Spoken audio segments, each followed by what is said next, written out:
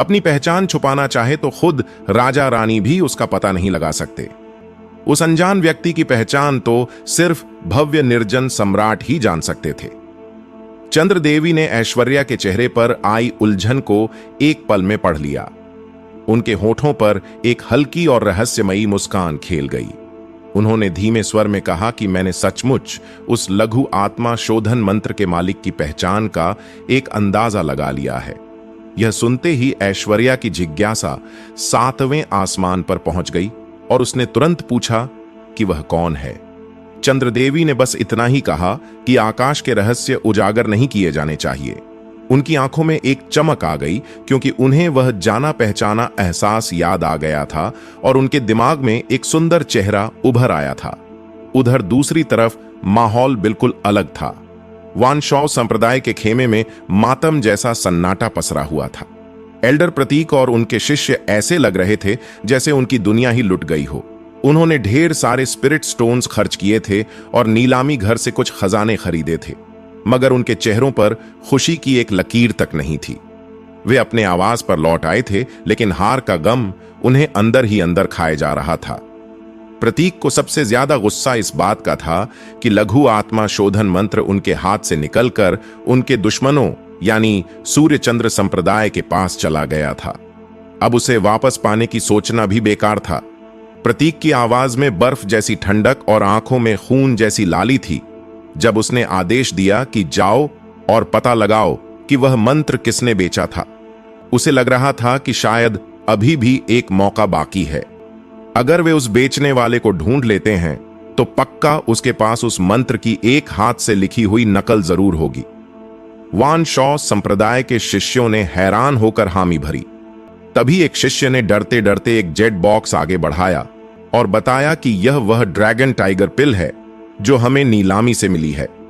उस बॉक्स के खुलते ही उसमें से एक चमक उठी। वह गोली एक छोटे फल के आकार की थी और उससे बड़ी ही भीनी भीनी खुशबू आ रही थी। उस पर ड्रैगन और बाघ की आकृतियां बनी थीं जो उसे और भी प्रभावशाली बना रही थीं। प्रतीक की आंखों की उदासी थोड़ी कम हुई। उसने सोचा कि चलो कम से कम यह गोली उस लड़के यश के हाथ नहीं लगी। उसने अपने ही खानदान के एक शिष्य हरीश की ओर देखा और कहा कि तुम अभी ड्रैगन टाइगर लोक के 6ठे स्तर पर हो और यह गोली तुम्हारे लिए है। इसे खाकर जल्द से जल्द महागुरु लोक तक पहुंचने की कोशिश करो।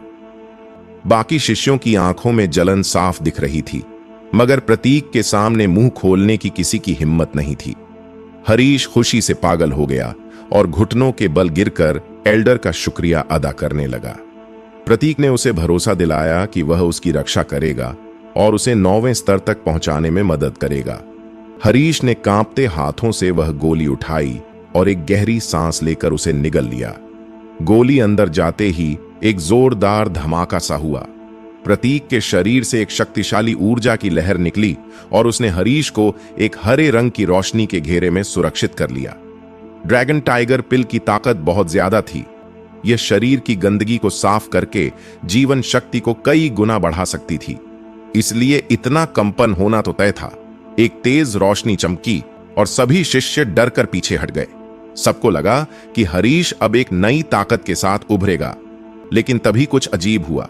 रोशनी गायब हो गई और हरीश का चेहरा टमाटर की तरह लाल पड़ने लगा। उसके माथे से पसीने की धार बहने लगी। वह अपने दांत पीस रहा था, जैसे किसी भयानक दर्द को रोकने की कोशिश कर रहा हो। हॉल में सन्नाटा था कि तभी एक तेज आवाज आई, फुस। यह किसी शक्ति के जागने की आवाज नहीं थी, बल्कि हरीश के शरीर से निकली एक कान फोड़ देने वाली गैस की आवाज थी। अगले ही पल पूरे कमरे में एक ऐसी सड़ी हुई बदबू फैल गई जिसने सबकी नाक के बाल जला दिए। शिष्य चिल्लाने लगे कि यह क्या बला है। इतनी गंदी बदबू तो किसी मरे हुए जानवर से भी नहीं आती। कई शिष्य तो उल्टियां करने लगे और नाक दबाकर बाहर की तरफ भागे। प्रतीक का चेहरा, जो अभी तक गर्व से भरा था, अब गुस्से और बदबू के मारे नीला पड़ गया था। वह गंध सीधे दिमाग पर असर कर रही थी और उसे बेहोश करने के लिए काफी थी। तभी 2 बार और फुस फुस की आवाज आई। हरीश के पेट में जैसे भूचाल आ गया था। वह चाहकर भी खुद को रोक नहीं पाया और एक काली दुर्गंध हवा में भर गई। उसने सबके सामने हॉल में ही अपने कपड़े खराब कर दिए और मल त्याग कर दिया। यह नजारा देखकर प्रतीक का गुस्सा 7वें आसमान पर पहुंच गया। उसका पूरा शरीर गुस्सा से कांपने लगा। उसने चिल्लाकर कहा, हरामी, और एक जोरदार थप्पड़ हरीश के गाल पर जड़ दिया, जिससे वह वहीं बेहोश होकर गिर पड़ा। हॉल के अंदर का नजारा और वहां फैली गंदगी किसी के भी रोंगटे खड़े करने के लिए काफी थी। हवा में एक ऐसी अजीब और सड़ी हुई बदबू घुली थी जो सीधा नाक के जरिए दिमाग पर हमला कर रही थी। उस माहौल में सांस लेना भी दूभर हो रहा था और प्रतीक जैसा नाजुक दिल वाला इंसान इसे बर्दाश्त नहीं कर पाया। उसके पेट में मरोड़ उठी और उसका चेहरा पीला पड़ गया। घबराहट इतनी ज्यादा थी कि उसका मन विचलित हो गया और उसने वहीं पर उल्टियां करनी शुरू कर दी। ऐसा लग रहा था जैसे उसके अंदर की सारी हिम्मत उस बदबू ने निचोड़ ली हो। ग्रैंड वाइल्डरनेस ऑक्शन हाउस के उस घुटान भरे माहौल से बाहर निकलकर जब ठंडी हवा चेहरे पर लगी तो सबको थोड़ी राहत मिली। ईशानी के चेहरे पर एक अलग ही चमक थी। वह बहुत खुश थी क्योंकि वह अपनी पसंदीदा आत्म टेक्निक यानी वो खास तकनीक हासिल करके वापस लौटी थी। लेकिन एल्डर जल वृक्ष के दिमाग में अभी भी वो सवाल कुलबुला रहा था। उनसे रहा नहीं गया और उन्होंने यश की तरफ मुड़कर पूछ ही लिया, यश, एक बात बताओ, उस ड्रैगन टाइगर पिल में आखिर ऐसी क्या खराबी थी? मुझे तो वो बिल्कुल ठीक लग रही थी। मेरी नजरों से वो कमी क्यों छिप गई? एल्डर की आवाज में जिज्ञासा साफ थी। यश के होठों पर एक रहस्यमयी मुस्कान तैर गई। उसने धीरे से कहा, गुरुदेव, उस ड्रैगन टाइगर पिल में सिर्फ खराबी नहीं है बल्कि वो एक धोखा है। बहुत बड़ी मुसीबत है वो। यश ने अपनी बात को समझाते हुए आगे कहा, ऊपर से देखने में वो ड्रैगन और टाइगर की तरह चमकदार और ताकतवर लगती है। उसकी खुशबू भी ऐसी है कि किसी को भी लगेगा कि इसमें बहुत पावर है। लेकिन सच तो यह है कि उसके अंदर असली दवाई का असर सिर्फ 1% बचा है। बाकी जो 99% है वो सिर्फ और सिर्फ जहर है। यश की बातों ने एल्डर को चौंका दिया। यश ने विस्तार से बताया, वो पिल किसी पुराने खंडहर से खोजी गई थी। करीब 5000 साल पुरानी होगी। दिक्कत यह हुई कि उसे सही तरीके से सुरक्षित नहीं रखा गया था। वक्त की मार ने उसकी सारी औषधीय ताकत को खत्म कर दिया। अब वो सिर्फ कचरा है। अगर कोई उसे खा ले तो तीसरे चरण में पहुंचना तो दूर की बात है, उसका शरीर अंदर से बर्बाद हो जाएगा। उस पिल का जहर शरीर से बाहर निकालना नामुमकिन जैसा होगा। ओह, अब समझा। एल्डर जल वृक्ष के चेहरे पर एक शैतानी खुशी आ गई। वान शॉ संप्रदाय वाले सच में बहुत बदकिस्मत हैं। इतना पैसा खर्च करके उन्होंने अपने लिए जहर खरीदा है। यह तो इस बात पर निर्भर करता है कि उस संप्रदाय में वो गोली कौन खाएगा। जो भी खाएगा उसका खेल खत्म समझो। यश की आंखों में एक ठंडी चमक थी। उसकी रूहानी ताकत एल्डर से भी कहीं ज्यादा थी। अपने पिछले जन्म में वो एक महान कीमियागर था जिसने हजारों तरह की गोलियां बनाई थीं। इसलिए जैसे ही उसने उस पिल को देखा, उसे सूंघा, उसे तुरंत समझ आ गया था कि अंदर का मामला बिगड़ा हुआ है। उसके तजुर्बे ने उसे बता दिया था कि उस पिल की सिर्फ बाहरी परत पर थोड़ी सी जान बची है, अंदर वो पूरी तरह सड़ चुकी है। तभी यश का ध्यान सामने सड़क पर गया। वहां माहौल कुछ बदला बदला सा था। हवा में तनाव महसूस हो रहा था। उसे दो बहुत ही ताकतवर आभामंडल आपस में टकराते हुए महसूस हुए। इनमें से एक तो यश के लिए जाना पहचाना था, ब्रह्म स्वरूप। वहां क्या हो रहा है? यश की आंखों में उत्सुकता जाग उठी और वह भीड़ की तरफ बढ़ गया। वहां का नजारा देखने लायक था। लोगों की भारी भीड़ जमा थी और बीच में ब्रह्म स्वरूप खड़ा था। काले कपड़ों में वह काफी रौबदार लग रहा था। उसका शरीर गठीला और चेहरा सुंदर था, लेकिन उसकी आंखों में जो ठंडक थी वो किसी भी इंसान को डरा सकती थी। वह अपने सामने खड़े शख्स को ऐसे देख रहा था जैसे उसे अभी के अभी जान से मार देगा। ब्रह्म स्वरूप से कुछ ही दूरी पर एक नौजवान खड़ा था। उसकी पीठ पर एक भारी काली तलवार लटकी थी। उसके बाल बेतरतीब तरीके से बड़े हुए थे और हवा में उड़ रहे थे। उसका चेहरा पत्थर की तरह सख्त था, जैसे उसने बरसों से मुस्कुराना छोड़ दिया हो। देखने में वह बहुत साधारण लग रहा था, लेकिन उसकी आंखें किसी तलवार की धार से कम नहीं थीं। वह बिना पलक झपकाए ब्रह्म स्वरूप को घूर रहा था और उसकी आंखों में नफरत का ज्वालामुखी धधक रहा था। आसपास खड़े तमाशबीन आपस में कानाफूसी कर रहे थे। माहौल में सरगोशियां तेज हो गईं। अरे देखो, विहान फिर से आ गया, भीड़ में से एक आदमी ने धीरे से कहा। अभी 3 महीने पहले ही तो ब्रह्म स्वरूप ने इसे बुरी तरह पीटा था, इसकी हालत खराब कर दी थी। अब यह फिर से मौत के मुंह में चला आया। क्या इसे अपनी जान की परवाह नहीं है? दूसरा व्यक्ति बोला, भाई, विहान की कहानी भी बहुत दर्दनाक है। इसके पिता लेंग जुयुआन कभी नीति शेखर के परिवार के वफादार सेनापति हुआ करते थे, लेकिन सुना है कि एक कीमती आध्यात्मिक फल के लालच में ब्रह्म स्वरूप ने उन्हें धोखा दे दिया। उसने राक्षसी जानवरों का ध्यान भटकाने के लिए विहान के पिता को चारे की तरह इस्तेमाल किया और खुद फल लेकर भाग गया। बेचारे लेंग जुयुआन को जानवरों ने नोच खाया। हां, सही कह रहे हो। और पिता की मौत के बाद इन लोगों ने विहान और उसकी बीमार मां को घर से धक्के मारकर निकाल दिया। विहान ने कसम खाई है कि वो अपने पिता का बदला लेकर रहेगा। वो दिन रात पागलों की तरह मेहनत करता है, लेकिन अफसोस कि वो जीत नहीं पा रहा। इस साल उसने दर्जनों बार कोशिश की है, हर बार हारता है, लेकिन किसी तरह अपनी जान बचाकर भाग निकलता है। उसके पास सिर्फ एक ब्लैक रैंक की असुर साबर तकनीक है, फिर भी वो महागुरु लोक तक पहुंच गया। यह काबिलियत तो है उसमें। हां यार, राजधानी के 5 मास्टर्स में बाकी सबको बड़े परिवारों का सहारा है। सिर्फ विहान ही है जो अपने दम पर यहां खड़ा है। अगर उसे भी किसी बड़े घराने का सपोर्ट होता तो आज वो सबसे आगे होता, पर आज लगता है उसका बचना मुश्किल है। ब्रह्म स्वरूप के पास अर्थ रैंक की तकनीक है और उसका लेवल भी ऊपर है। विहान की जिद आज उसे ले डूबेगी। भीड़ की बातें विहान के कानों तक भी पहुंच रही थीं, लेकिन उसका ध्यान सिर्फ अपने दुश्मन पर था। विहान, मुझे समझ नहीं आता कि इतनी बार पिटने के बाद भी तुम में यह बेवकूफी भरा आत्मविश्वास कहां से आता है। ब्रह्म स्वरूप की आवाज में गहरा अहंकार और नफरत थी। आज मैं तुम्हारा खेल हमेशा के लिए खत्म कर दूंगा। विहान ने एक कदम आगे बढ़ाया। उसकी आवाज फटी हुई और भारी थी, जैसे उसके गले में दर्द का गुबार फंसा हो। ब्रह्म स्वरूप, अगर मेरे पिता ने अपनी जान न दी होती तो तुम उस पहाड़ पर ही मर चुके होते। तुमने उनकी वफादारी का बदला गद्दारी से दिया। एक मामूली फल के लिए तुमने मेरे पिता को जानवरों के आगे फेंक दिया। आज मैं उनका हिसाब बराबर करने आया हूं। तुम्हारी जान लेकर ही जाऊंगा। ब्रह्म स्वरूप जोर से हंसा। उसकी हंसी में खिल्ली थी। बदला? अरे बेवकूफ, तुम्हारे पिता मेरे परिवार के नौकर थे। उनका काम ही था मेरे लिए मरना, और तुम भी एक नौकर ही हो। एक नौकर होकर मालिक पर तलवार उठाने की हिम्मत, यह तो पाप है। तुम्हें तो मरना ही चाहिए। नीलामी घर में जो कुछ हुआ था उससे ब्रह्म स्वरूप पहले ही गुस्से में था। अब विहान की बातों ने आग में घी का काम किया। नौकर? विहान की हंसी गूंजी, एक ऐसी हंसी जिसमें खुशी नहीं, सिर्फ दर्द और पागलपन था। तुम्हें लगता है तुम बहुत महान हो? अगर तुम्हारे पीछे तुम्हारे बाप का नाम और पैसा नहीं होता तो तुम गली के कुत्ते से भी बदतर होते। मेरी नजर में तुम्हारी कोई औकात नहीं है। अगर तुम मेरे जैसे हालात में होते तो कब के मर चुके होते। ब्रह्म स्वरूप, तैयार हो जाओ। आज मैं तुम्हें बताऊंगा कि असली ताकत क्या होती है। विहान ने एक दहाड़ लगाई जो उसके सीने के अंदर से निकली थी। उसके काले बाल हवा में लहराए और उसकी लाल आंखों से एक खूनी चमक निकली।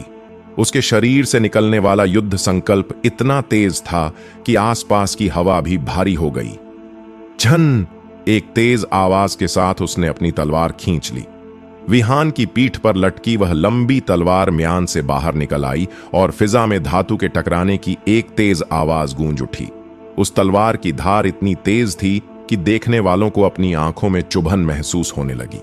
विहान ने अपनी युद्ध तलवार को कसकर थाम रखा था और बिना एक पल भी गंवाए उसने ब्रह्म स्वरूप की ओर जोरदार वार किया। यह हमला किसी आम हमले जैसा नहीं था। आसमान में चमकते एक दिव्य इंद्रधनुष की तरह वह तलवार चली। वह दूधिया सफेद रंग की थी और बहुत ही तीखी लग रही थी। उसमें एक बर्फीली ठंडक थी जो हड्डियों को जमा देने के लिए काफी थी।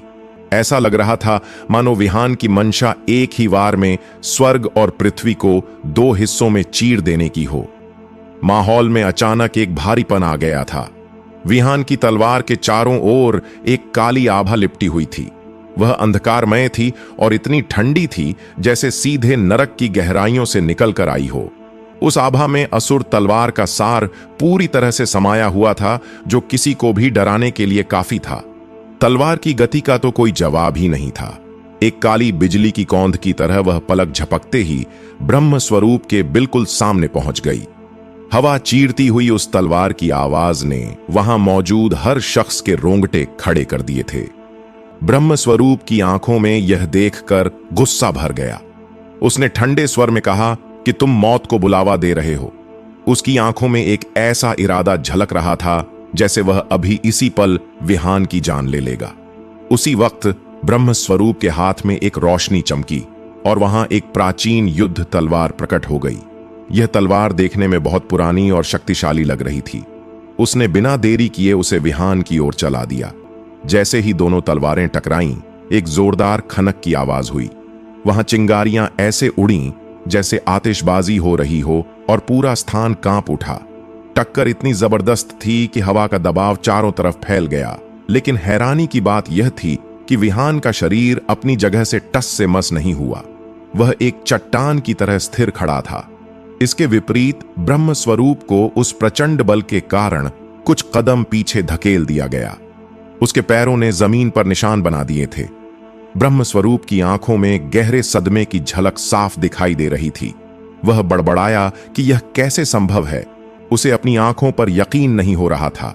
विहान की साधना तो महागुरु लोक के केवल प्रथम स्तर पर थी। अभी 3 महीने पहले की ही तो बात थी जब ब्रह्म स्वरूप ने उसे बुरी तरह से घायल कर दिया था। उस समय विहान उसके सामने टिक भी नहीं पा रहा था। लेकिन आज नजारा कुछ और ही था। ब्रह्म स्वरूप को तुरंत महसूस हुआ कि कुछ तो गड़बड़ है। आज का विहान वह पुराना विहान नहीं लग रहा था। वह पूरी तरह से बदला हुआ व्यक्ति लग रहा था। उसकी तलवार चलाने की तकनीक पहले से कहीं ज्यादा क्रूर और तीखी हो गई थी। सबसे डरावनी बात यह थी कि विहान के अंदर एक बर्फ जैसी ठंडी और मृत सन्नाटे जैसी स्थिरता थी। उसकी आंखों में कोई भावना नहीं थी, बस एक लक्ष्य था। उसकी अंतहीन तलवार की मंशा एक विशाल लहर की तरह थी जो कभी खत्म ही नहीं होती थी। विहान ने चिल्लाते हुए कहा कि ब्रह्म स्वरूप, आज तुम मरो। उसका पहला वार सफल होने के बाद भी उसकी गति जरा भी धीमी नहीं हुई थी। उसकी आंखें खून के समान लाल थीं और उनमें बदले की आग धधक रही थी। उसकी तलवार और भी ज्यादा तीव्र हो गई थी। काली बिजली उसकी तलवार की आभा के चारों ओर सांप की तरह घूमने लगी थी। ऐसा लग रहा था जैसे वह नरक से निकलकर सीधे ब्रह्म स्वरूप के सिर पर वार करने आई हो। यह देखकर ब्रह्म स्वरूप का चेहरा गुस्से से लाल हो गया। वह जोर से चिल्लाया कि विहान, तुम ही हो जो मौत को आमंत्रित कर रहे हो और मैं तुम्हें आज जीवित नहीं छोड़ूंगा। ब्रह्म स्वरूप का गुस्सा अब 7वें आसमान पर था। उसके शरीर से महागुरु लोक के दूसरे स्तर की शक्तिशाली ऊर्जा अचानक फूट पड़ी। उसके हाथ में मौजूद उस प्राचीन युद्ध तलवार से एक दहकती हुई रोशनी निकलने लगी जो सूरज की तरह चमक रही थी। एक जोरदार धमाका हुआ। ब्रह्म स्वरूप ने अपनी पूरी ताकत लगाकर तलवार से वार किया। अचानक तलवार की रोशनी एक अंतहीन लहर की तरह उमड़ पड़ी। उस रोशनी में से 5 अलग अलग रंगों वाली 5 दिव्य रोशनियां निकलीं। ये रोशनियां पंच तत्वों की शक्ति को दर्शा रही थीं। हवा में पंच तत्वों के महाविनाश की एक अजीब सी शक्ति फैल गई थी जिससे सांस लेना भी मुश्किल हो रहा था। यह पंच तत्व एक ही करण तलवार तकनीक थी। यह कोई मामूली तकनीक नहीं थी बल्कि एक उच्च स्तरीय पृथ्वी श्रेणी की युद्ध कला थी। यह सेनापति नीति शेखर की मशहूर युद्ध कला भी थी जिसे बहुत कम लोग जानते थे। जब तलवार का प्रहार हुआ तो पंच तत्वों का वह मेल असीम आकाश और पृथ्वी जैसा विशाल लग रहा था। बेशक ब्रह्म स्वरूप की वर्तमान शक्ति अब भी उस स्तर तक नहीं पहुंची थी कि वह इस तकनीक का पूरा इस्तेमाल कर सके, लेकिन फिर भी उस प्रहार ने एक महागुरु की सामान्य शक्ति को पार कर लिया था। उसके कारण आसपास का स्थान फटने लगा था और हवा में दरारें दिखाई देने लगी थीं। विहान ने भी हार नहीं मानी। वह गुस्से में एक शेर की तरह दहाड़ा कि असुर की 8वीं तलवार संहार करो। उसका पूरा शरीर काली रोशनी से घिर गया था। वह काली रोशनी धीरे धीरे काली तलवार की किरणों में बदलती हुई लग रही थी। अंत में उसके पीछे एक विशाल तलवार की आभा बन गई जो आसमान को छू रही थी। वह काली रोशनी मूसलाधार बारिश की तरह ठंडी और तीखी थी। असुर तलवार कौशल विहान के परिवार की पुश्तैनी कला थी। हालांकि यह केवल एक रहस्यमयी श्रेणी का कौशल था, लेकिन विहान ने इसे पहले ही पूर्णता के स्तर तक साध लिया था। इसके अलावा उसने असुर तलवार की मंशा भी जागृत कर ली थी, जो बहुत बड़ी बात थी। असुर तलवार कौशल में केवल 8 चालें थीं और यह 8वीं चाल सबसे ज्यादा खतरनाक और शक्तिशाली थी। गड़गड़ाहट की तेज आवाज हुई। 2 विशाल तलवारों की वह टक्कर आसमान में बिजली की कड़क जैसी थी। वहां से एक दिव्य प्रकाश निकला जो चारों दिशाओं में फैल गया। तलवार की तीखी हवा के कारण वहां खड़े सभी लोगों को अपनी त्वचा पर दर्द महसूस हुआ, जैसे सुइयां चुभ रही हों। उनकी आंखें आश्चर्य से फटी की फटी रह गई थीं। विहान और ब्रह्म स्वरूप दोनों को उस प्रचंड ऊर्जा के फैलने के बाद खुद को स्थिर करने से पहले कुछ कदम पीछे हटने के लिए मजबूर होना पड़ा। जमीन पर धूल का गुब्बार छा गया था। जब धूल थोड़ी छंटी तो सभी के हाव भाव बदल गए थे। उनके चेहरों पर अविश्वास की झलक थी। यह बात किसी के गले नहीं उतर रही थी। न केवल विहान की साधना ब्रह्म स्वरूप से कम थी, बल्कि विहान जिस असुर तलवार कौशल का अभ्यास कर रहा था वह केवल एक रहस्यमयी श्रेणी का कौशल था, जबकि ब्रह्म स्वरूप का पंचतत्व एकीकरण तलवार कौशल एक उच्च स्तरीय पृथ्वी श्रेणी का कौशल था। दोनों के बीच का अंतर जमीन और आसमान जितना बड़ा था। इसलिए हर बार जब विहान ने ब्रह्म स्वरूप को चुनौती दी थी, उसका अंत हमेशा एक करारी हार में ही हुआ था। लेकिन आज भीड़ को अपनी आंखों पर विश्वास नहीं हो रहा था। क्या असुर की 8वीं तलवार सच में पंचतत्व एकीकरण तलवार कौशल के बराबर थी?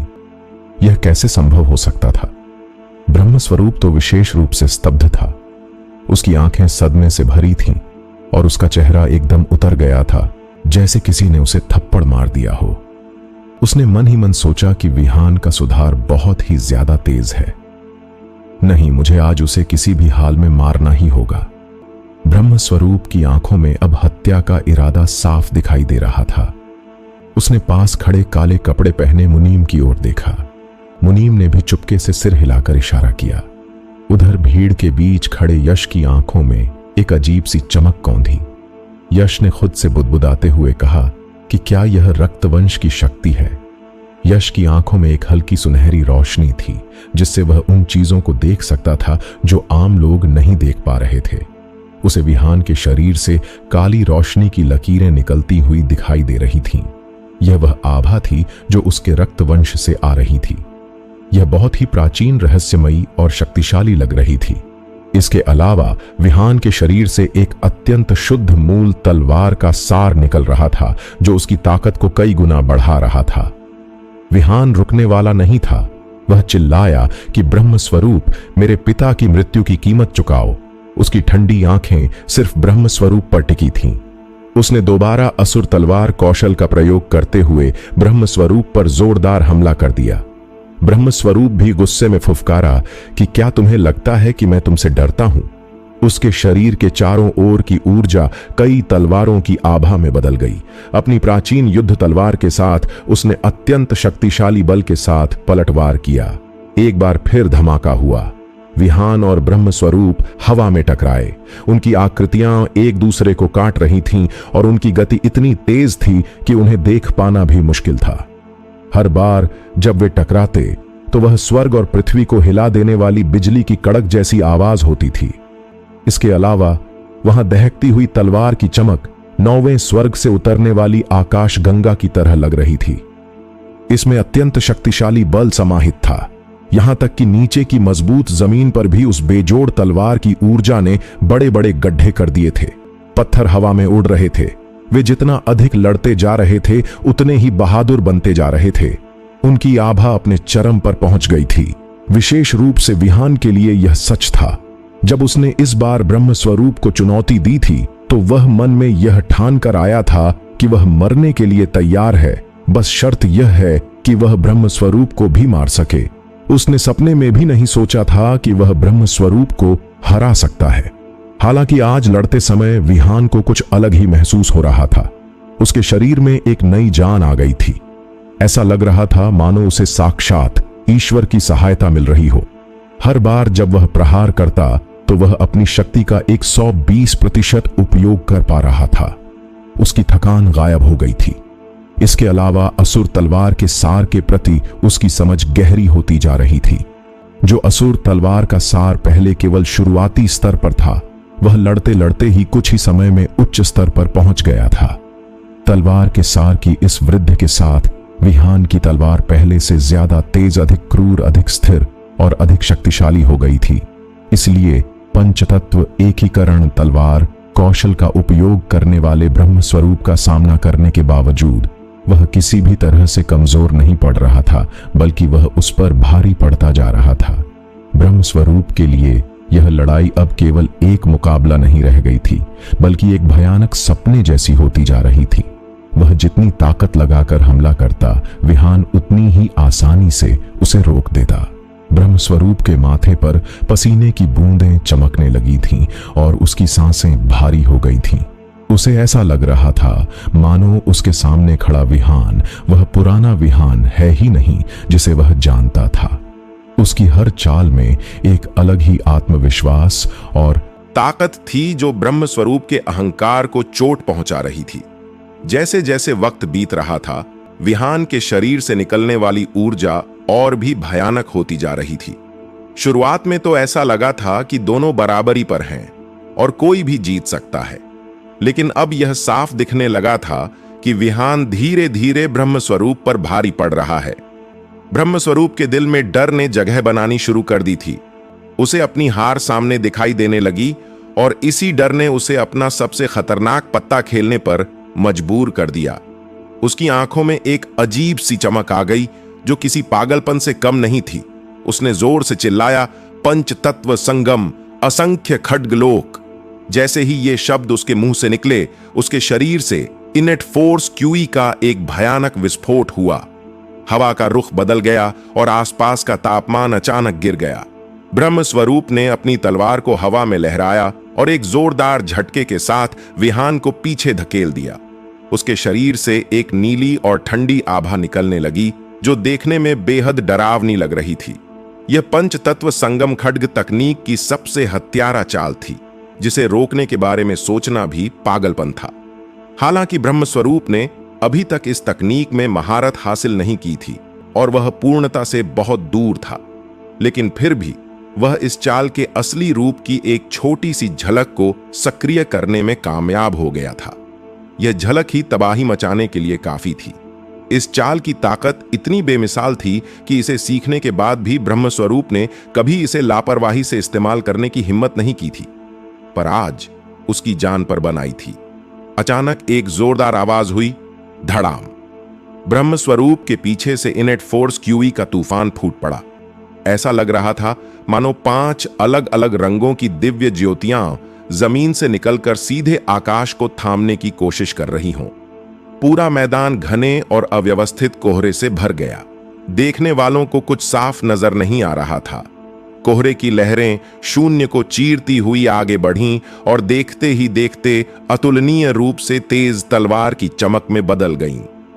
ब्रह्मस्वरूप के हाथ में पकड़ी हुई तलवार अब किसी जीवित प्राणी की तरह गुनगुनाने लगी थी और कांप रही थी। उसकी आंखों में विहान को जान से मारने का इरादा अब अपने चरम पर था। उसने अपनी तलवार से एक निर्णायक प्रहार किया। उसके पीछे इनेट फोर्स क्यूई द्वारा बनाया गया वह खड्ग लोक भी आकाश में छा गया और उसने विहान को चारों तरफ से घेरना शुरू कर दिया। भीड़ में से किसी ने घबराकर चिल्लाकर कहा, यह पंच तत्व संगम तलवार की सबसे हत्यारा चाल है। अब विहान का बचना नामुमकिन है, उसका अंत निश्चित है। सभी लोग सहानुभूति भरी नजरों से विहान की ओर देख रहे थे। पंच तत्व संगम तलवार और असंख्य खड्गलोक को इसलिए बनाया गया था ताकि किसी की जन्मजात पृथ्वी ऊर्जा को स्वर्ग और पृथ्वी की ताकत के साथ मिलाकर एक ऐसा भयानक तलवार का लोक बनाया जा सके जिससे बच पाना असंभव हो। इसलिए किसी को भी उम्मीद नहीं थी कि विहान इस चाल का सामना कर पाएगा। लेकिन विहान के चेहरे पर डर का नामो निशान नहीं था। उसकी आंखों में एक अजीब सी गंभीरता आ गई थी। पीछे हटने का तो सवाल ही नहीं था। इसके बजाय उसके अंदर लड़ने की आग और भी तेज हो गई थी। उसने अपनी तलवार को कसकर पकड़ा और धीमी लेकिन भारी आवाज में कहा, असुर की नवीं तलवार। ये शब्द हवा में गूंज गए। तुरंत ही पूरे क्षेत्र में तलवार की एक ऐसी गूंज सुनाई दी जिसने सबके रोंगटे खड़े कर दिए। आकाश में अंतहीन काली रोशनी छा गई, जैसे दिन में ही रात हो गई हो। वह काली रोशनी एक विशाल बवंडर में बदल गई।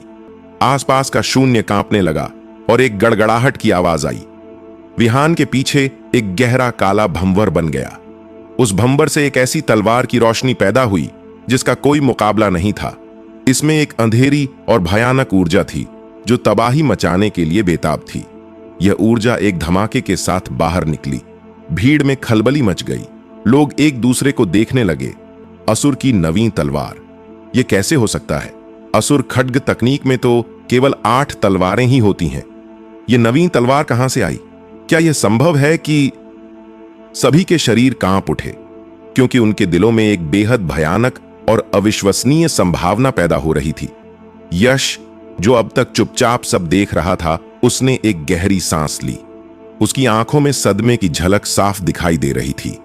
उसने धीरे से कहा, स्वनिर्मित युद्ध कला। यह कोई मामूली बात नहीं थी। यह तलवार ब्लैक क्लास युद्ध कला से कहीं आगे निकलकर अर्थ क्लास युद्ध कला के स्तर तक पहुंच गई थी। इसमें स्वर्ग और पृथ्वी की शक्ति को अपनी मर्जी से इस्तेमाल करने की भयानक ताकत थी। यश को सपने में भी उम्मीद नहीं थी कि विहान की समझ इतनी गहरी और भयानक होगी। वह केवल लेवल 1 महागुरु लोक का योद्धा होने के बावजूद अर्थ क्लास जैसी जटिल युद्ध कला बनाने में सक्षम था। हालांकि यश की अनुभवी आंखों ने देख लिया था कि यह तलवार अभी भी पूरी तरह से परिपक्व नहीं है और इसमें कई कमियां हैं, लेकिन फिर भी यह वास्तव में एक अर्थ क्लास की युद्ध कला थी। इसमें एक प्रकार की भव्य शक्ति थी जो किसी सामान्य योद्धा के बस की बात नहीं थी। जो भी प्रतिभागी अपनी खुद की युद्ध कला बना सकता था, वह एक सच्चा जीनियस था। ऐसे लोग भविष्य में निश्चित रूप से बहुत आगे जाने वाले थे। यश को अपना पिछला जीवन याद आ गया, जब वह खुद स्वर्ग निगलने और पृथ्वी को नष्ट करने के साथ सीमा दिव्य कौशल बनाने के बाद ही नंबर 1 ऑनरेबल बना था। अब सवाल यह था कि असंख्य खड्गलोक और असुर की नवीन तलवार के बीच कौन अधिक शक्तिशाली था। इस समय कोई भी इसका जवाब नहीं जानता था। तभी एक जोरदार गड़गड़ाहट हुई। काली दिव्य रोशनी फट पड़ी। विहान के हाथ में मौजूद लंबी तलवार में वह काला भंवर दिखाई दे रहा था, जिसने देखते ही देखते ब्रह्म स्वरूप के पूरे खड्ग लोक को निगल लिया। एक तेज कड़कने की आवाज आई।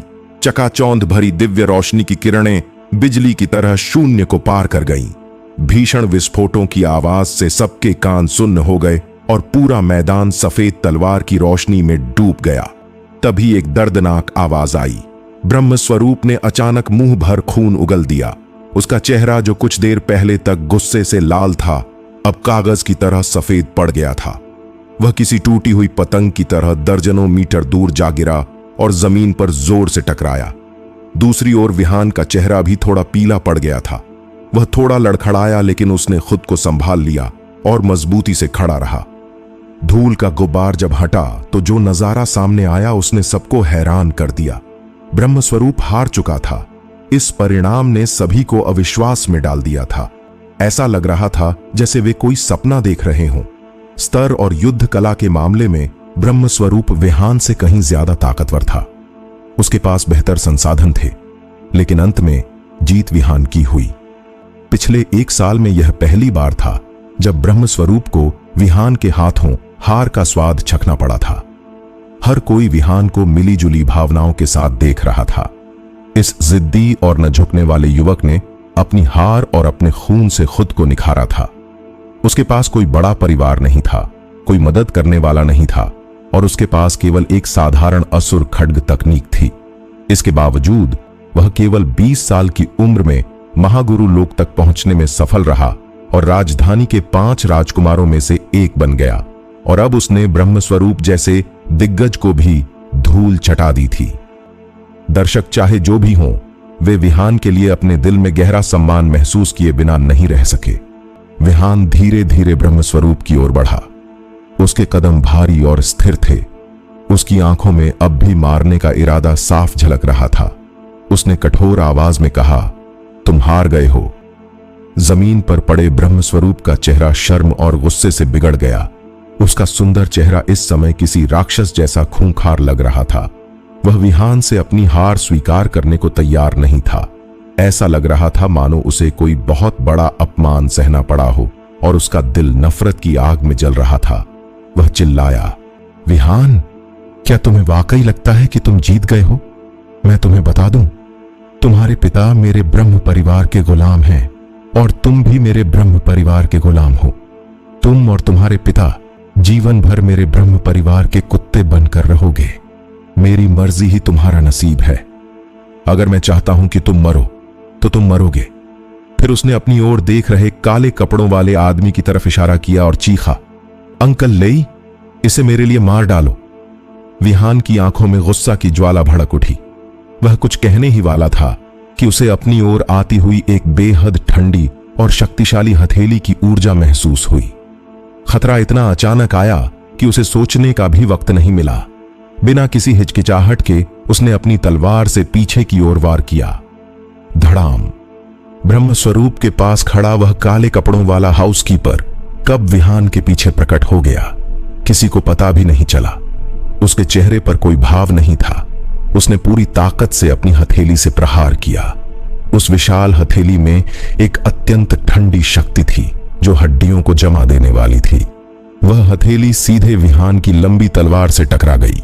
कड़क! एक तेज आवाज आई और विहान की वह लंबी तलवार, जो अब तक उसका साथ दे रही थी, नौकर की हथेली से टकराकर तुरंत टूट गई। उसी पल नौकर की हथेली ने अपना रास्ता बनाया और धीरे से विहान की पीठ पर लगी। यह प्रहार देखने में हल्का था, लेकिन इसका असर भयानक था। विहान ने एक झटके के साथ मुंह भर खून उगल दिया। उसे महसूस हुआ जैसे किसी ने उसके शरीर में बर्फ का पहाड़ उतार दिया हो। एक ठंडी और जानलेवा शक्ति उसके शरीर के अंदर फैल गई। वह उछलकर दूर जा गिरा और सीधे ब्रह्म स्वरूप के पैरों के पास जमीन पर गिरा। दर्द से कराहते हुए विहान ने सिर उठाया और ब्रह्म स्वरूप को घूरते हुए गुस्से में कहा, तुम कितने नीच हो। मैं नीच हूं? हाँ, विहान, तुम अब भी जुबान चला रहे हो। तुम मरने की कगार पर हो और फिर भी इतनी अकड़ दिखा रहे हो। तुम्हें तो अब मार ही देना चाहिए। और सुन लो, सरकार भी मेरे खिलाफ कुछ कहने की हिम्मत नहीं करेगी। मरने से पहले कोई आखिरी ख्वाहिश है तो बक दो। ब्रह्म स्वरूप ने पूरी ताकत से अपना भारी पैर विहान के चेहरे पर जमा दिया और जोर जोर से हंसने लगा।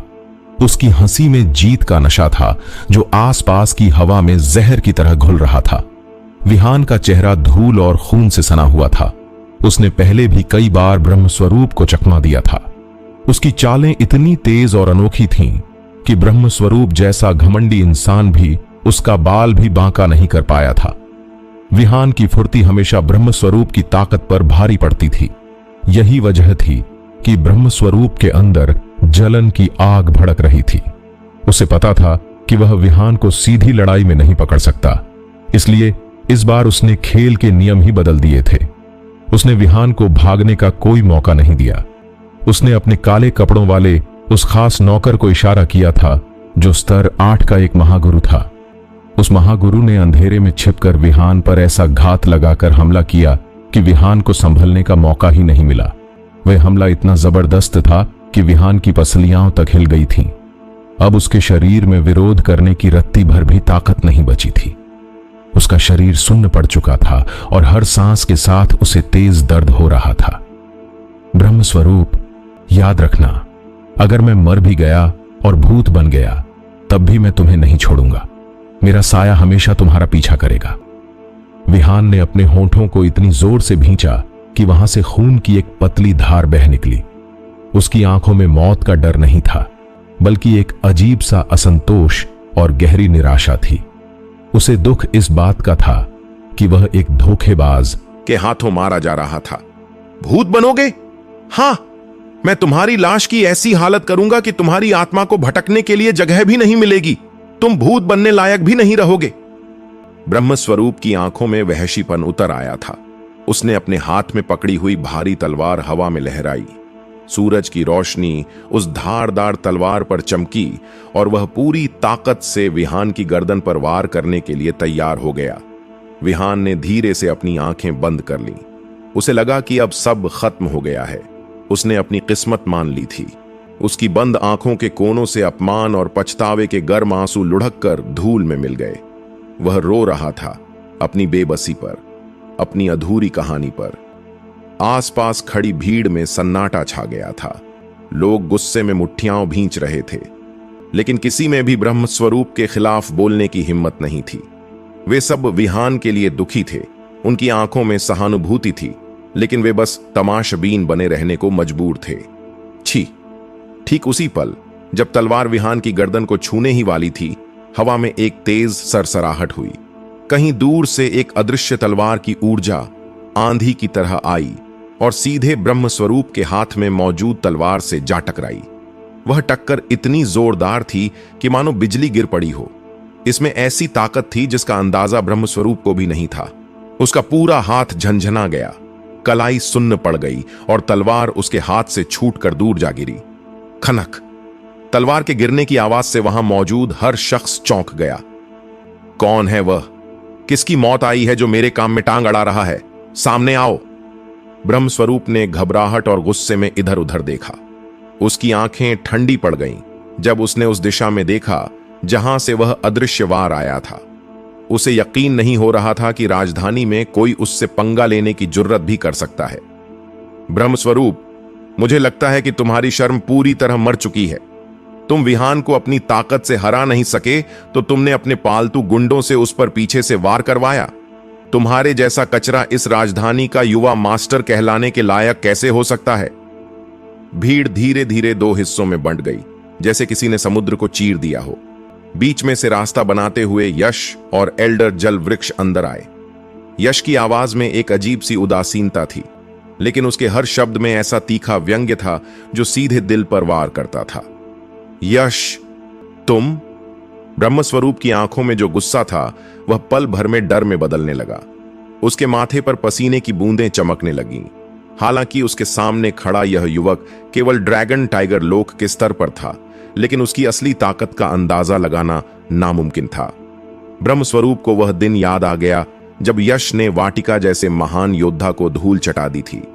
वाटिका, जिसे कोई नहीं हरा सकता था, वह भी यश के सामने टिक नहीं पाया था। और तो और ब्रह्म स्वरूप खुद भी यश के हाथों पिट चुका था। वह दर्द और वह अपमान उसे आज भी याद था।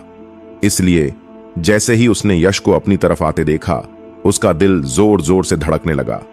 वह न चाहते हुए भी घबराने लगा।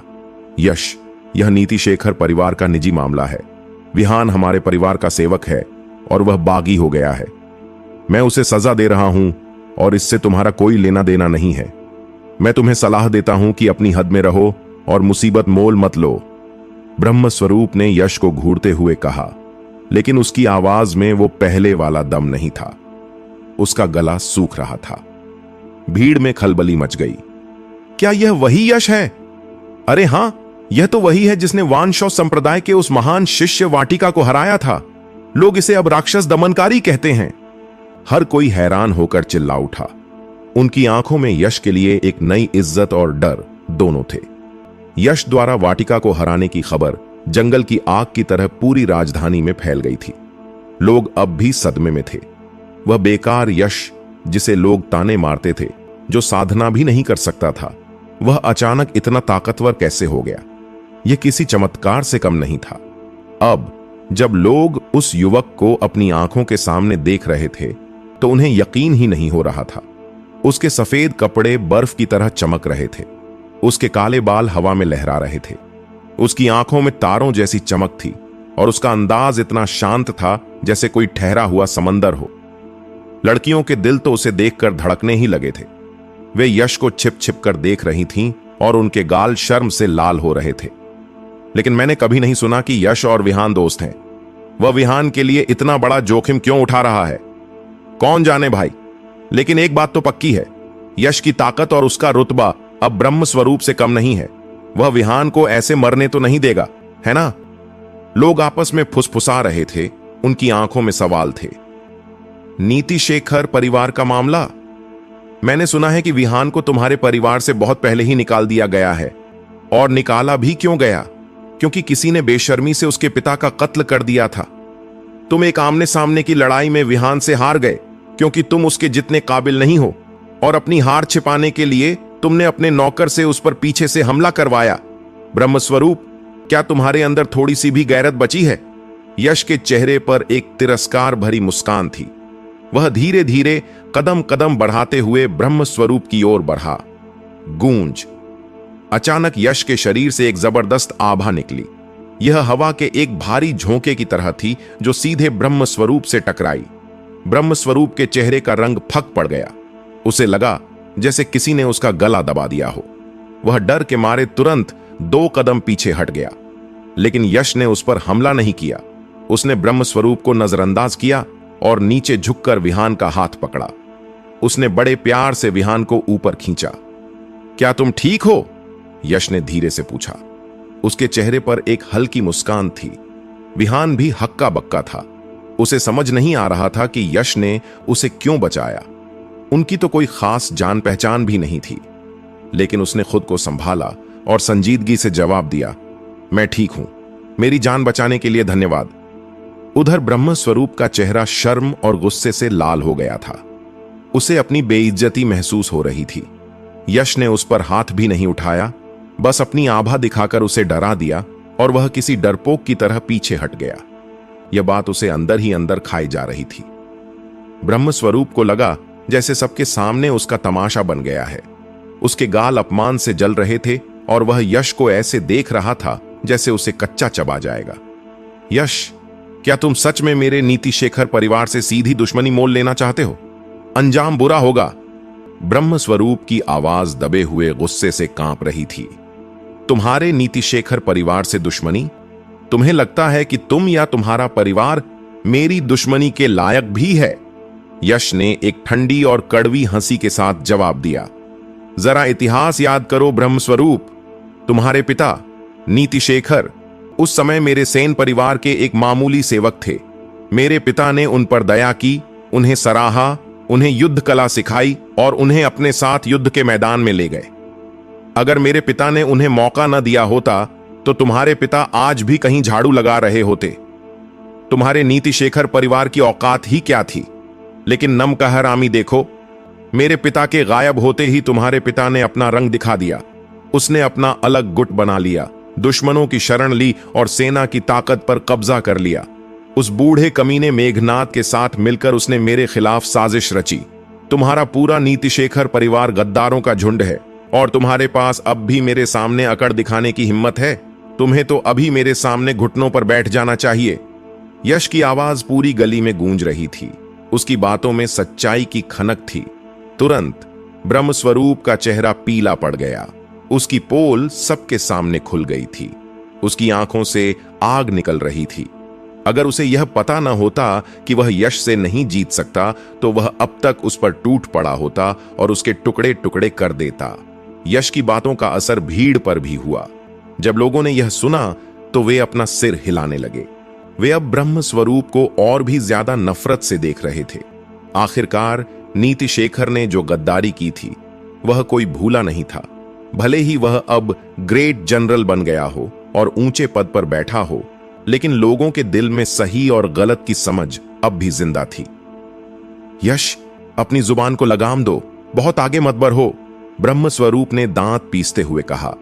उसकी आंखें इतनी फैल गई थीं मानो वह बस अभी फट पड़ेगा। वह गुस्से से पागल हो रहा था, लेकिन यश की ताकत के आगे वह पूरी तरह लाचार था। ब्रह्मस्वरूप का दिल अपमान की आग में जल रहा था और उसके मन में बस एक ही बात गूंज रही थी कि उसे किसी भी कीमत पर अपना बदला लेना है। उसने अपने दिल ही दिल में एक खौफनाक कसम खाई कि जैसे ही वह उस जेड डिस्क पर लिखी युद्ध कला को सीख लेगा और उसमें माहिर हो जाएगा तो वह सबसे पहले यश को ही खत्म करेगा। वह यश को इतनी बुरी मौत देगा कि उसकी रूह भी कांप जाएगी और वह उसे अपने पैरों पर गिरकर भीख मांगने के लिए मजबूर कर देगा। वह उसे तड़पा तड़पा कर मारेगा ताकि उसकी बेइज्जती का हिसाब बराबर हो सके। तभी यश की भारी और कड़क आवाज ने उसके ख्यालों को तोड़ा। यश ने गुस्से में कहा कि बहुत आगे निकल गए। ब्रह्मस्वरूप, तुम्हारी यह कहने की हिम्मत कैसे हुई कि मैं बहुत आगे निकल गया हूं? तुम्हारे जैसे घटिया और बेशर्म इंसान को तो बहुत पहले ही मर जाना चाहिए था। यश की आंखों में इस वक्त कोई दया या रहम नहीं था, बल्कि वहां सिर्फ बर्फ जैसी ठंडक और मौत का साया नजर आ रहा था।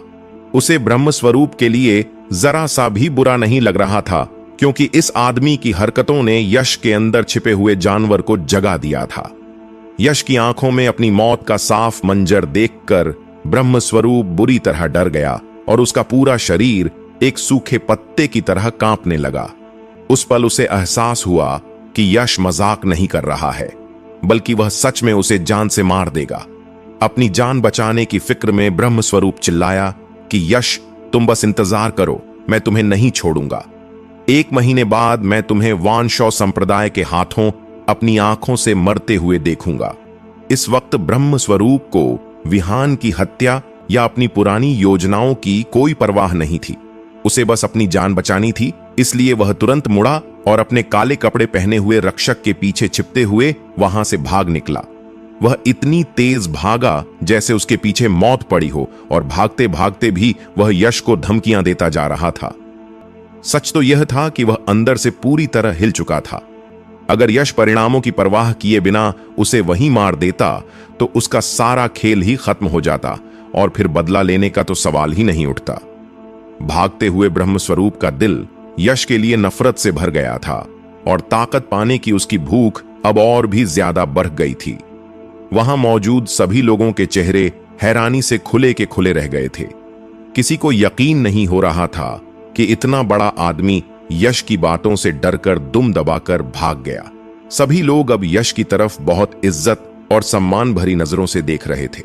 उनके सामने खड़ा यह नौजवान न केवल बहुत ताकतवर था, बल्कि उसका रुतबा भी अब बहुत ऊंचा हो चुका था। सबको यह महसूस होने लगा था कि अब असुर हवेली का बुरा वक्त खत्म होने वाला है और यश के नेतृत्व में यह फिर से अपनी पुरानी शान हासिल करेगा। तभी माहौल थोड़ा गंभीर हो गया जब विहान ने यश की तरफ देखा। विहान ने बहुत भारी और गंभीर आवाज में कहा कि यश, मुझ पर तुम्हारा बहुत बड़ा एहसान है और अगर मैं जिंदा रहा तो मेरा यह जीवन अब तुम्हारा है। विहान की आवाज में एक गहरा दर्द और ईमानदारी थी। वह जाने के लिए मुड़ा ही था कि तभी भीड़ को चीरता हुआ एक धूल मिट्टी में सना हुआ लड़का अंदर आया। उस लड़के का चेहरा पसीने से भीगा हुआ था और घबराहट साफ दिख रही थी। जैसे ही उसकी नजर विहान पर पड़ी, उसकी आंखों में एक उम्मीद की चमक आ गई। उसने हांफते हुए कहा कि बड़े भाई विहान, जल्दी मेरे साथ चलिए, क्योंकि चाची की बीमारी फिर से बहुत बढ़ गई है। यह सुनते ही विहान के पैरों तले जमीन खिसक गई और उसका चेहरा एकदम सफेद पड़ गया। उसने घबराते हुए पूछा कि नन्हे न्यान, ये क्या हुआ? जब मैं घर से निकला था तब तो मां बिल्कुल ठीक थी। वह लड़का रोने जैसा हो गया और उसने सिसकते हुए बताया कि बड़े भाई विहान, मुझे भी नहीं पता क्या हुआ। चाची ने हमारे लिए खाना बनाया था और उसके बाद अचानक उनकी तबीयत बिगड़ गई। आप जल्दी चलिए। विहान ने बिना एक पल गंवाए उस लड़के को अपनी गोद में उठाया और पागलों की तरह बाहर की ओर भागा। लेकिन तभी यश ने आगे बढ़कर विहान का हाथ मजबूती से पकड़ लिया।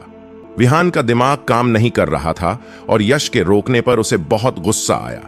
वह यश की ओर मुड़ा और चीखते हुए बोला कि यश, मेरे पास तुमसे बात करने का समय नहीं है, मेरे रास्ते से हट जाओ। यश ने शांति से काम लिया और अपने पास खड़े एल्डर की तरफ इशारा किया। विहान की नजर जैसे ही उस एल्डर पर पड़ी, वह चौंक गया और उसके मुंह से निकला कि एल्डर जलावृक्ष। राजधानी में ऐसा कौन था जो एल्डर जलावृक्ष का नाम नहीं जानता था? उनकी बनाई हुई दवाइयां और वटी पूरे शहर में मशहूर थीं और वह राजधानी के सबसे माने हुए कीमियागर थे। उनकी इज्जत महासेनापति और राजघराने के लोगों के बराबर थी। विहान को तुरंत समझ आ गया कि अगर एल्डर जलावृक्ष उसकी मां का इलाज करने को तैयार हो जाएं, तो उनकी जान बच सकती है। विहान की आंखों में आंसू भर आए और उसकी सारी अकड़ पल भर में पिघल गई। उसने कांपती आवाज में कहा कि आपका बहुत धन्यवाद महाराज, और आपका धन्यवाद एल्डर जलावृक्ष। विहान आपको सिर झुकाकर नमन करता है। यह कहते हुए वह यश और एल्डर के सामने घुटने टेक कर जमीन पर बैठ गया। यह वही विहान था जो किसी के सामने झुकने को तैयार नहीं था और जिसकी रीढ़ की हड्डी हमेशा सीधी रहती थी। लेकिन अपनी मां की जान बचाने के लिए उसने अपना सारा अभिमान त्याग दिया था। ऐसा बेटा वाकई में सम्मान का हकदार था। यश की आंखों में भी उसके लिए तारीफ की झलक दिखाई दी। उसने जल्दी से आगे बढ़कर विहान को कंधों से पकड़कर उठाया और कहा कि समय बर्बाद करने की जरूरत नहीं है, चलो जल्दी चलते हैं। विहान ने अपने आंसुओं को पोंछा और एक गहरी सांस लेकर खुद को संभाला। उसने नन्हे नियान को फिर से उठाया और यश और एल्डर के साथ शहर के उत्तरी हिस्से की तरफ चल दिया। राजधानी का उत्तरी इलाका शहर का सबसे बदनाम और पिछड़ा हुआ हिस्सा माना जाता था। वहां न तो कानून का कोई डर था और न ही कोई सुरक्षा थी। वहां की तंग गलियों में गंदगी के ढेर लगे रहते थे और हवा में अजीब सी बदबू फैली रहती थी। वहां गरीब, मजदूर और अपराधी सब एक साथ रहते थे, जिससे वहां का माहौल हमेशा तनावपूर्ण रहता था। रास्ते में चलते हुए नन्हे नियान ने अपनी झिझक छोड़ी और वह यश से बातें करने लगा। वह एक अनाथ बच्चा था जो विहान के परिवार के सहारे ही जी रहा था। बातों ही बातों में यश को पता चला कि 2 साल पहले जब जानवर पर्वत श्रृंखला में लेंग जुयुआन की मौत हुई थी, तो उसके बाद विहान और उसकी मां सुमित्रा को महासेनापति के घर से धक्के मारकर निकाल दिया गया था। तब से वे लोग इसी गंदी बस्ती में रहने को मजबूर थे। नियान ने बताया कि सुमित्रा आंटी अपने पति की मौत के सदमे से कभी उबर नहीं पाई। वह एक बार अकेले ही अपने पति को खोजने के लिए खतरनाक जानवर पर्वत श्रृंखला में चली गई थीं, जहां उन्हें कोई गंभीर बीमारी लग गई थी। अब हालात यह थे कि वह हर 15 दिन में बीमार पड़ जाती थीं और पिछले कुछ महीनों से उनकी हालत बहुत ज्यादा खराब हो गई थी।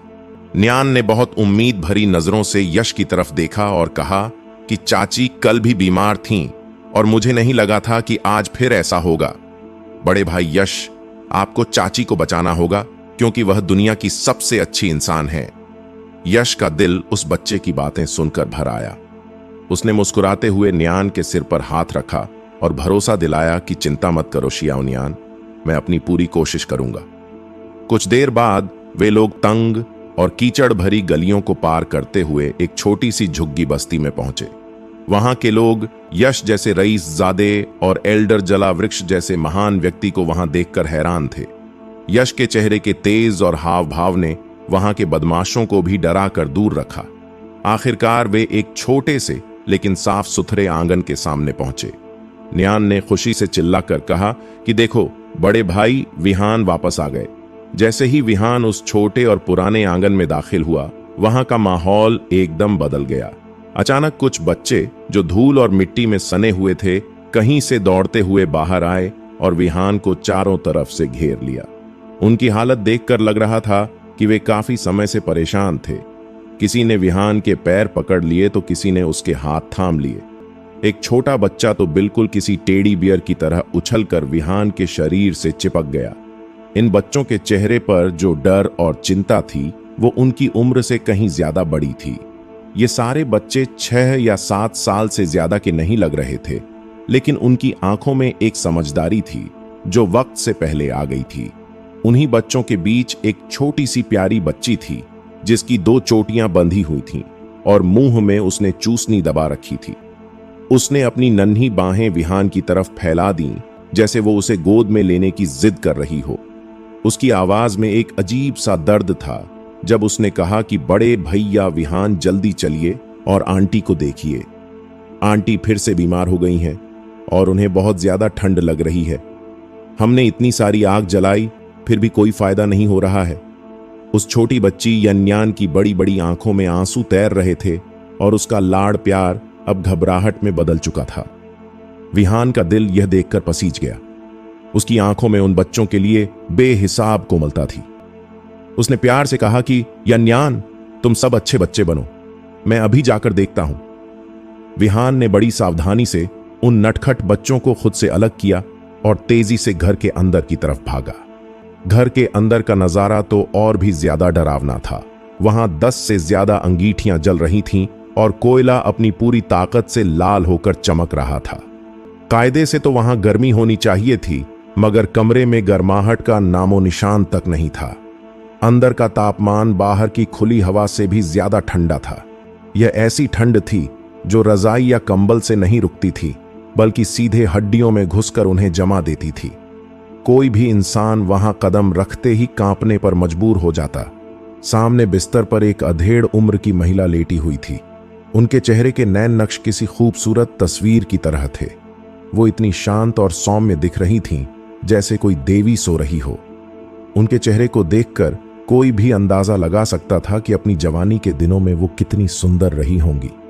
हालांकि उनकी जिंदगी की मुश्किलें उनके चेहरे की लकीरों में साफ दिखाई दे रही थीं, लेकिन इस वक्त उनकी हालत बहुत ही नाजुक थी। उनका चेहरा इतना पीला पड़ चुका था जैसे शरीर में खून की एक बूंद भी ना बची हो। उनके होंठ ठंड की वजह से गहरे बैंगनी हो गए थे और ढेर सारे कंबलों के नीचे दबे होने के बावजूद उनका शरीर लगातार कांप रहा था। मामा, क्या हुआ है आपको? विहान की आवाज में घबराहट साफ सुनाई दे रही थी। उसका चेहरा चिंता से भर गया और वो दौड़कर बिस्तर के पास पहुंचा। उसने अपनी मां सुमित्रा का हाथ अपने हाथों में ले लिया। जैसे ही उसने मां को छुआ, उसे लगा कि उसने किसी बर्फ की सिल्ली को छू लिया है। वो ठंड इतनी भयानक थी कि विहान के दिल तक उतर गई। सुमित्रा ने कोई जवाब नहीं दिया।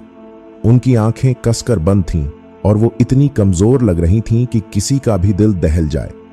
तभी यश की आवाज गूंजी कि उन्हें मत छुओ, वो पहले ही बेहोश हो चुकी हैं। एक तरफ हटो और मुझे देखने दो। यश की आंखों में एक अजीब सी चमक आ गई थी। जब उसने सुमित्रा की हालत देखी तो वो समझ गया कि मामला गंभीर है। विहान का चेहरा चिंता और डर से सफेद पड़ गया था। वो बेबसी से कभी यश की तरफ देख रहा था तो कभी एल्डर जला वृक्ष की तरफ। उसे लगा था कि एल्डर जला वृक्ष, जो राजधानी के इतने बड़े केमिस्ट हैं, वो जरूर उसकी मां को ठीक कर देंगे।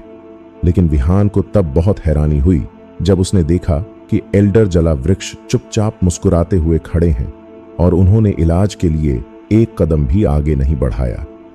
दूसरी तरफ यश खुद बिस्तर के किनारे बैठ गया और उसने अपनी एक उंगली सुमित्रा की कलाई पर रख दी। विहान को अपनी आंखों पर यकीन नहीं हो रहा था। क्या उसकी मां का इलाज एल्डर जला वृक्ष नहीं, बल्कि यह नौजवान लड़का यश करने वाला था? विहान सदमे में था, लेकिन यश को विहान की हैरानी से कोई फर्क नहीं पड़ रहा था। यश ने अपनी सुनहरी गैंग क्यूई ऊर्जा का एक छोटा सा हिस्सा सुमित्रा के शरीर में भेजा ताकि अंदर की स्थिति का पता लगाया जा सके। जैसे ही ऊर्जा अंदर गई, यश के माथे पर लकीरें खिंच गईं। उसने अपनी आंखें खोलीं, जिनमें एक नई चमक थी, और खुद से सवाल किया कि क्या यह सच में शीत धुंध का जहर है। यश के मुंह से शीत धुंध का नाम सुनकर वहां सन्नाटा छा गया। विहान ने हैरानी से पूछा कि शीत धुंध का जहर ये क्या होता है। सिर्फ विहान ही नहीं, बल्कि एल्डर जला वृक्ष भी उलझन में थे। उन्होंने अपनी पूरी जिंदगी में कभी ऐसी किसी चीज के बारे में नहीं सुना था। यश ने गंभीर आवाज में समझाया कि विहान, तुम्हारी मां बीमार नहीं है, बल्कि उन्हें जहर दिया गया है। उनकी हालत देखकर लगता है कि 2 साल पहले जब वो जानवर पर्वत श्रृंखला गई थीं, तब वो इस जहर के संपर्क में आई थीं। गनीमत यह है कि उस वक्त वो धुंध के बहुत छोटे से हिस्से के संपर्क में आई थीं और उनकी अपनी साधना बहुत ऊंची है, इसलिए वो इतने दिनों तक जिंदा रह सकी। यश को महसूस हो गया था कि सुमित्रा भी एक ग्रैंड मास्टर स्तर की योद्धा रह चुकी है, लेकिन अब वो शीत धुंध की वजह से अंदर से गल चुकी थीं और एक आम इंसान से भी ज्यादा कमजोर हो गई थीं। उनकी जिंदगी की डोर अब बहुत नाजुक थी। एल्डर जला वृक्ष ने उत्सुकता से पूछा कि युवा मास्टर यश, ये शीत धुंध आखिर है क्या? यश ने गहरी सांस लेते हुए बताया कि शीत धुंध को आप एक तरह का जहर भी कह सकते हैं और एक तरह की ऊर्जा भी। यह वहां पैदा होती है जहां सितारे इकट्ठा होते हैं और दुनिया की सबसे ठंडी यिन ऊर्जा मिलती है। जमीन की क्यूई जब ऊपर उठती है तो यह धुंध बनती है। आम लोगों के लिए यह जानलेवा है। अगर कोई इसके संपर्क में आ जाए तो उसकी सारी शक्तियां खत्म हो जाती हैं और धीरे धीरे उसका शरीर गलने लगता है। सुमित्रा जी सिर्फ एक बार इसके संपर्क में आई थीं, लेकिन इतने लंबे समय तक जहर का असर रहने की वजह से अब वो मौत के बिल्कुल करीब हैं। विहान यह सुनकर सन्न रह गया। उसकी आंखों में गुस्सा और नफरत भर गई। उसने दांत पीसते हुए कहा कि क्या यह जहर है? मैंने शहर के कितने ही नामी डॉक्टरों को दिखाया, लेकिन उन सब ने यही कहा कि मां को ठंड की बीमारी है और देखभाल से ठीक हो जाएंगी। इन झोलाछाप डॉक्टरों ने तो हमें बर्बाद ही कर दिया। विहान की आवाज ठंडी और सख्त थी, लेकिन साथ ही उसने राहत की सांस भी ली।